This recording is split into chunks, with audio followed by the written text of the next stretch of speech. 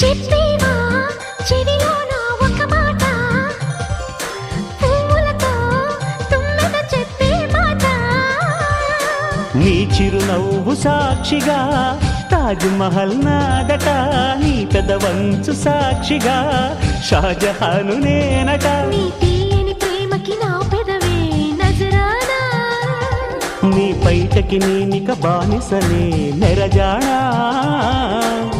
అనంతాల ఆత్మ నీవై చేరుకున్న వేళలో, కోకలు కట్టిన కోయిలా కమ్మని కౌగిలియవే.